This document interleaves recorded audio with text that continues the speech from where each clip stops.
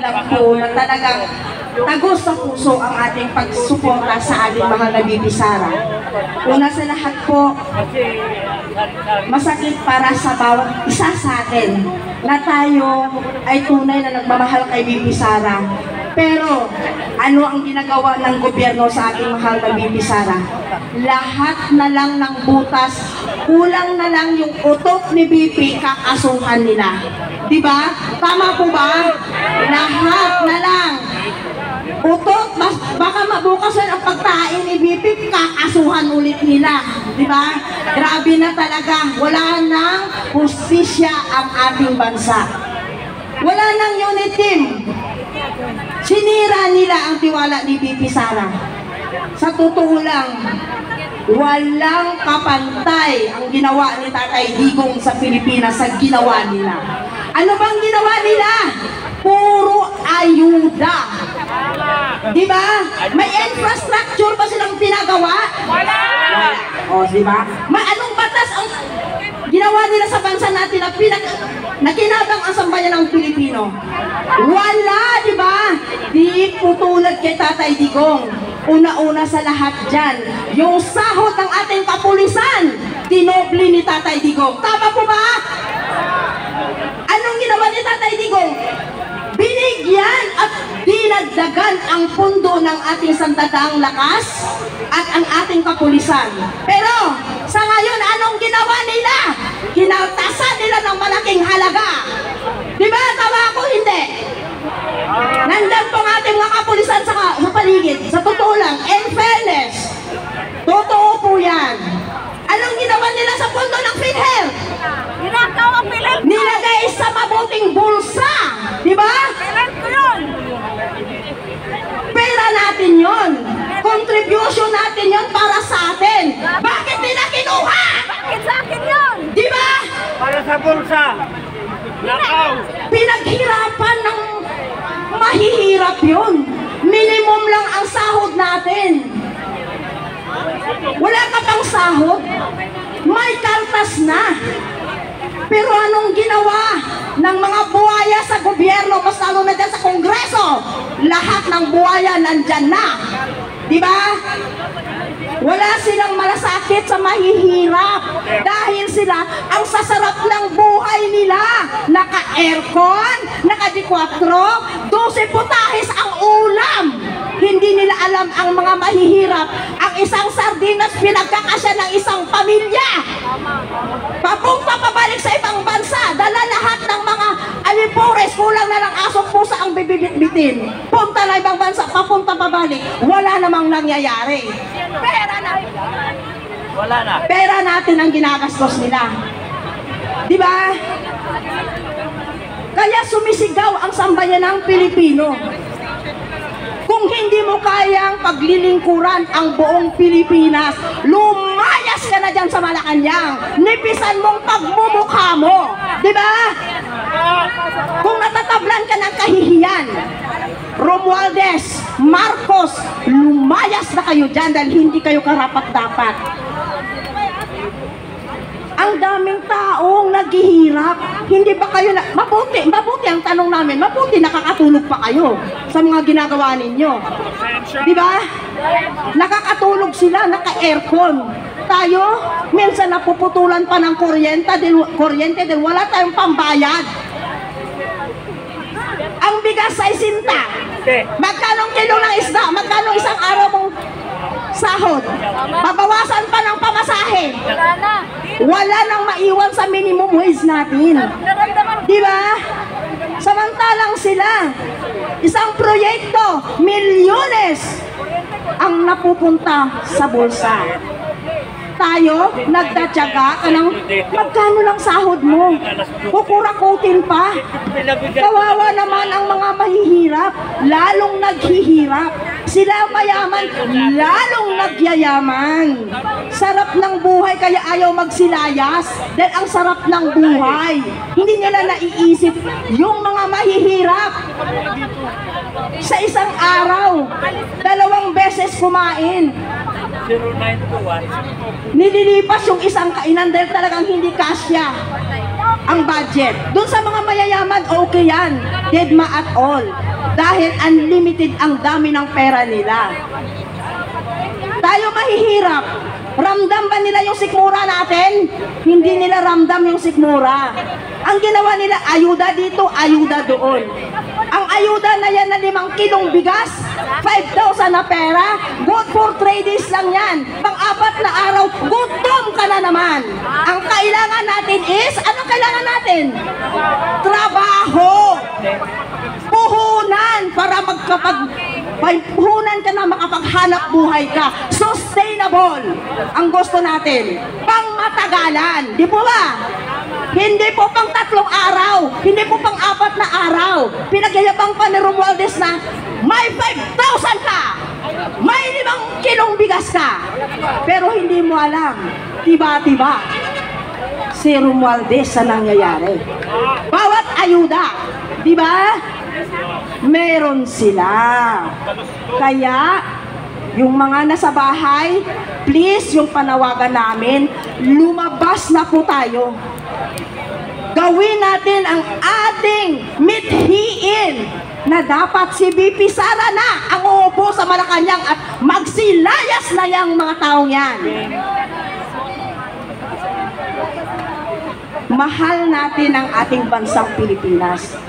Ayaw po natin ng ganito. Una-una sa lahat, talamak na ang droga. Para ng asin ang bintahan. Doon sa amin sa Payatas, walang oras ang binta ng droga. Umaga, tanghali, hapon, harap-harapan. Dinididma lang yan ng mga tao dahil takot ang tao na pakikialaman dahil ang mga adik, wala yan pakialam kung mamatay man yan o hindi dahil walang kahalagahan ang buhay nila. Tayo naman gusto nating mabuhay ng maayos. Kinabukasan ng mga anak natin ang iniisip natin. Gusto natin safe ang ating mga anak, safe ang pamilya, safe ang lahat. Paano magiging safe ang mga anak natin kung ang nakapaligid ay puro adik? Di ba? Puro adik. Paano kasi? Ang namumuno sa atin, adik din. O di ba? Noong una sa panahon ni Tatay Digong, ang mga adik, ang mga kurap, mabait. Ang mga adik, nagsitago sa lungga doon sa mga probinsya. Umuwi sila din, alam nila pag nandito sila sa Maynila, may paglalagyan talaga sila. Anong nangyari nang bumaba si tatay? Nagsibalikan ang mga piste, ang tawag sa kanya, salot sa lipunan. Salot sa lipunan ang mga adik. 3 ng paningin pagdating ng umaga dahil nakatatlong na sigurong hit-hit ang mga punyeta. Di ba? Ang mga mata, kulang na lang sindihan mo sa kapupula. Ang mga mata, lubog na kahit lagyan mo na ng bula ang mga kalimutaw nila. Kasya na yung bula. Walang tulog magdamag. Buhay na buhay. Naghahanap sila ng mabibiktima. Kasi ang adik, pag nag-isip yan ng mangre-rape yan. Pag nakaisip yan magnakaw yan dahil ang adik kahit kailan walang tamang pag-iisip. Lutang, katulad ng amo nila, lutang ang isip. Katatanim pa lang, mag-aani na. O diba? Saan ka nakahanap ng magsasaka? Katatanim mo pa lang ng palay, mag-aani ka na. O diba sobrang bangag na bangag? O? Hindi kasi nag-iisip dahil lutang ang utak. Kaya sambayan ang Pilipino. Kapwa kong magulang na nag-iisip tayo para sa ating mga anak, please, lumabas na kayo. Gawa tayo ng paraan para mapatalsik ang mga salot sa lipunan. Di ba? Tama ba ako? Yes! Kaya dapat anong iluklok natin? Duterte! Duterte! Duterte! Dahil ang mga Duterte allergy sa bangag at droga. Kaya walang kasintulad ang Tatay Digong sa lahat na naging presidente. Sino lang ang malakas na presidente na kinalaban ang mga drug lord?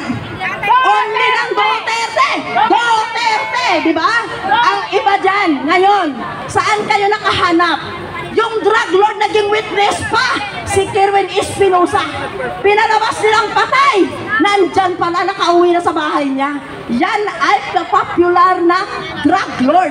Di po ba? Bakit naging witness pa yan? Di ba? Yun ang gusto nilang mangyari. Ang mga NPA, yan pang nagpapakontempt ng mga abogado. Saan kayo nakahanap niyan? Di ba? Saan kayo nakahanap? Ang mga convicted na NPA, katulad ni Castro, nagbida-bida dyan sa Congress, wala namang alam na batas. Kaya nung sunipalpal ni Tatay Digong, nang himuta na lang si Castro, pinatay ang microphone. O, di ba? Kasi wala silang alam sa batas. Ang taong walang alam sa batas at nagbibida-bida, dapat lang sa kanya supalpalin. Bakit si Di ba? Binata lang. Ang kakapal kasi ng mga mukha, hindi natatabla ng kahihiyan. Ako pag sinupalpal mo ako sa harap ng kamera, live, siguro wala akong mukhang ibalik kinabukasan sa Kongreso. Sa hiya ako lang, pero sila akala mo ba? Aba, feeling better pa ang mga buhaya. Wala buhaya dito sa Kongreso. Wala na. Dapat yan sila itapo na yan sa inidoro, i-flush na yan sa inidoro. Walang kwenta eh. Nakakairita. Hindi na nga talaga quadcom ang tawag sa kanila eh. Tuwadcom ang tawag sa kanila. Dahil sa totoo lang, karamihan sa kanila, wala naman talagang alam sa batas. Di ba? Anong sabi ni Kung Marcolita? Mahirap kausap ang hindi abogado. Ibang tanong, ibang sagot. Kaya sinupalpal niya yung representative ng Kabataan Party List. Nagmamalaki na cum laude. Cum laude ko no. Komunista yun, komunista. Kaya pala wala namang alam pagdating sa batas. Nakakahiya. Komunista yun. Di ba? Tapos si Brosas, pinipilit si Tatay Digong na mag-yes or no. Akala mo investigador. NPA. Akala mo investigador yung mga polis. Akala niya siguro ano niya si Tatay Digong, mabilog niya. Napakatanga niya. Ang utak ni Brosas, iti lang ng utak ni Tatay Digong. Hindi nila kayang bantayan ang Duterte. Yes! Yes. Sa lahat, sa totoo lang, si Tatay Digong, ang pinaka The best. magaling na presidente na lumaban ng droga sa buong Pilipinas. Yes! Meron pa bang iba? Wala. Wala sila noon. Dahil ayaw nilang mawala ang droga dahil hihina ang kanilang kita. Tama! Tama ba? Yes! Ang kakapal ng mga mukha. Siguro kung makapal yung semento ng MRT na dinadaanan ng train, mas makapal pang mukha nila dyan. Di ba ilang pugada yan? Makapal pa talagang mukha nila dyan. Nakakahiya. Sinusuka ka na ng taong bayan. Ayaw mo pa lumayas. Dapat nabulis! Di ba? Ano dapat gawin sa kanila? Dapat nabulis! Dapat nabulis! I-flash yan sa inidoro para malinis na. Wala nang salot na maiwan pa. Di ba? Tayin. Anong gawin natin sa kanila? Tayin. Palayasin na natin sila. Kaya tayo magkaisa para uupo yung karapat-dapat dyan sa Malacanang na siyang mamuno ng ating bansa sa pamamagitan ng tamang batas at tamang pamumuno. Kaya mga kababayan ko, nakikinig kayo ng live. Alam, marami tayong mga vloggers dito. Ang mga vloggers natin, ang nagsasabi ng totoo dahil huwag tayong maniwala sa mga mainstream media na yan dahil bias yan. Yes! Pinuputo! Tama ba? Bayaran. Ha? Bayaran! Bayaran. Bayaran! Ang balita nila putol-putol. Ang binabalita nila yun lang yung pabor sa kabila. Pero panoorin nyo yung balita ng ibang bansa. Kompleto Ricados. Walang cutting, walang labis, walang kulang. Napanood nyo yun? Tama. Yung binalita ng ibang bansa. Yes! Kung paano ni Bibi Sara sinabi. Kuno detret kuno sa kanilang Pangulo. Mga bugok kasi ang utak, hindi marunong umintindi. Di ba? Bugok na bugok. Kung bugok yung balot, mas bugok ang utak nila. Hindi marunong umintindi. Dapat sa kanila, wag sila dyan dahil mahina ang pag-unawa nila. Iti, kukuti. Di ba, makitid ang pag-iisip. Kaya mga kababayan ko, tulong-tulong tayo. Andito tayo ngayon, nagkakaisa. Hindi natin iniisip ang gabi, oras, gutom o anuman. Ang gusto lang po natin, makamit natin ang ating mithiin na matalsik na, mapaalis na, mapalayas na ang mga salot sa lipunan. Maraming salamat po at magandang gabi.